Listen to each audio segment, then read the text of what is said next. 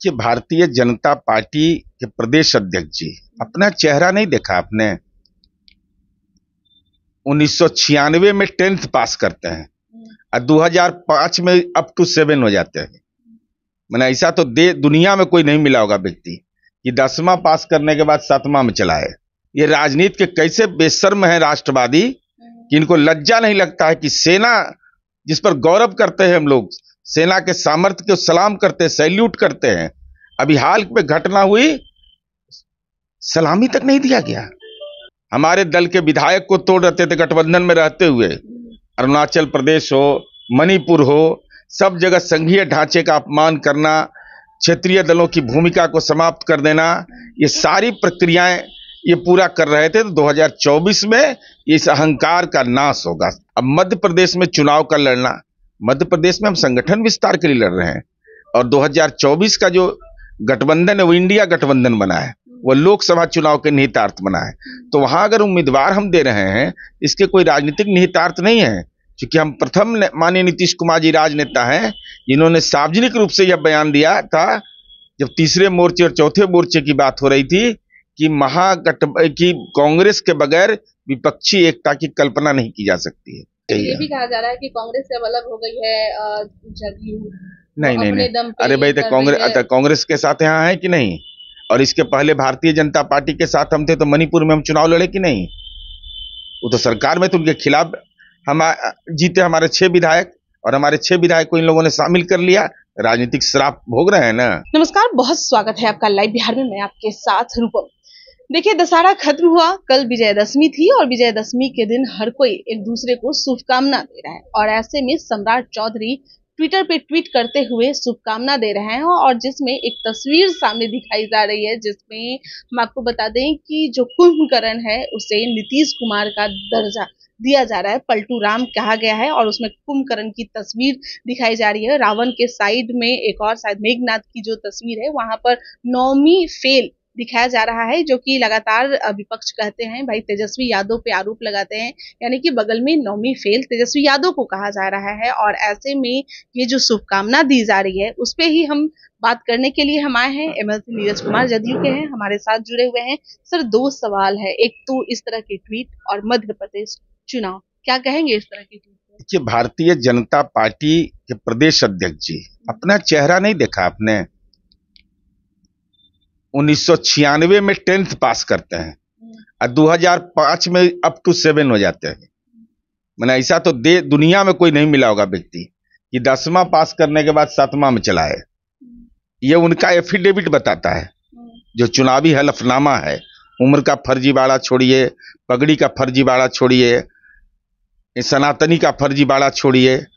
अब सवाल इसका है कि आपने विजयदशमी को जिस ढंग का आचरण पेश किया, तो छेड़िएगा तो छोड़ेंगे नहीं। तो जवाब मैंने कल दिया। ये फर्जी राष्ट्रवादी, फर्जी सनातनी, फर्जी पगड़ीधारी, फर्जी नामधारी, फर्जी उम्रधारी, फर्जी डिग्रीधारी, सभी फर्जीवाड़ा का अंत करेगा अग्निवीर युवा। वो अग्निवीर जो भारत माँ का सपूत है। राजनीति में अनुकंपा का लाभ मिलेगा, और भारत माँ का सपूत अगर दुखद घटना उसके घर में हो जाए, वो शहीद होगा तो अनुकंपा का लाभ नहीं, उसकी नौकरी 4 साल की। ये राजनीति के कैसे बेशर्म है राष्ट्रवादी कि इनको लज्जा नहीं लगता है कि सेना जिस पर गौरव करते हैं हम लोग, सेना के सामर्थ्य को सलाम करते हैं, सैल्यूट करते हैं। अभी हाल में घटना हुई, सलामी तक नहीं दिया गया। ये क्या हो रहा है? देश के अग्निवीर युवाओं के साथ कितना बड़ा एक खिलवाड़ है। उनके परिवार में अगर दुर्घटना अग्निवीर के साथ हो जाएगा, राष्ट्रीय सुरक्षा के लिए अपनी जान हथेली पर लिए रहते हैं, तो एक चतुर्थ वर्गीय कर्मचारी को अनुकंपा का लाभ और अग्निवीर को नहीं। ये भद्दा मजाक इन्होंने किया। और 2024 का चुनाव है, तो 2024 में 2021 से अहंकार इनका चढ़ते चला गया। हमारे दल के विधायक को तोड़ रहे थे गठबंधन में रहते हुए।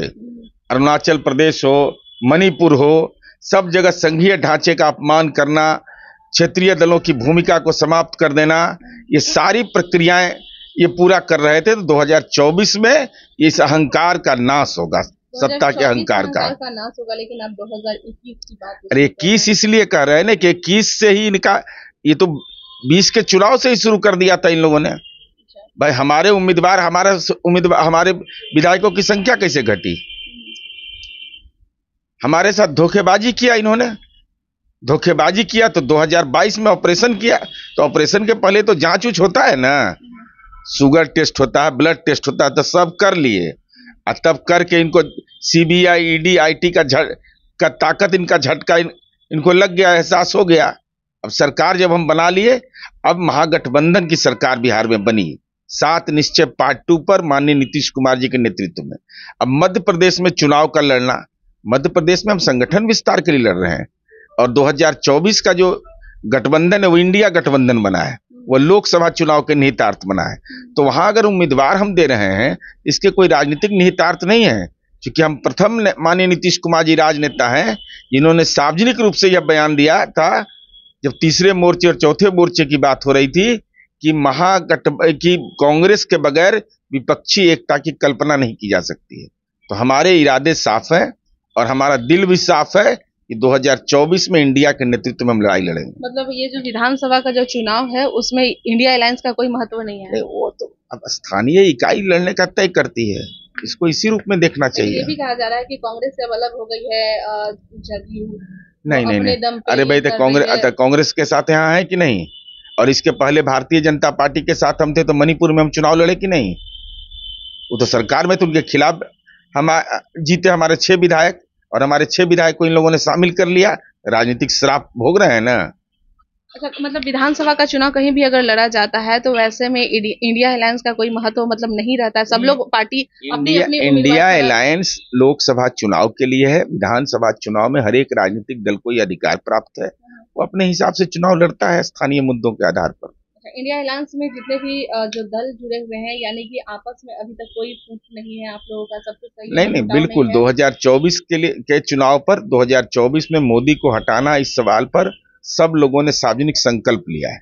5 उम्मीदवार को वहां पर अभी नाम तो बता दिया गया है, लेकिन सुनने में आ रहा है कि और भी उम्मीदवार जदयू अपने तरफ से जानकारी राष्ट्रीय नेतृत्व को है, हम लोग को जो सूचना है वो मैंने बता दिया। चलो, बहुत बहुत धन्यवाद भाई। आपने सुना इंडिया अलायंस, जो कि कहा जा रहा है कि इंडिया अलायंस जो कि नीतीश कुमार की वजह से ही यह जो गठबंधन है वो लाया गया था, लेकिन अलग होकर मध्य प्रदेश में चुनाव लड़ा जा रहा है। नीरज कुमार साफ तौर पे कह दिए हैं कि यह जो इंडिया अलायंस जो लाया गया है वो 2024 के लिए लाया गया है, ना कि विधानसभा के लिए लिया गया है। और विधानसभा में हर कोई पार्टी अपने अपने उम्मीदवार खड़ा कर सकते हैं, ऐसे में कोई भी गठबंधन को किसी तरह की कोई प्रॉब्लम नहीं होगी। चलिए अभी के लिए इतना ही, बने रहे लाइव बिहार के साथ। धन्यवाद। लाइव बिहार YouTube पर सब्सक्राइब और Facebook पर लाइक जरूर करें।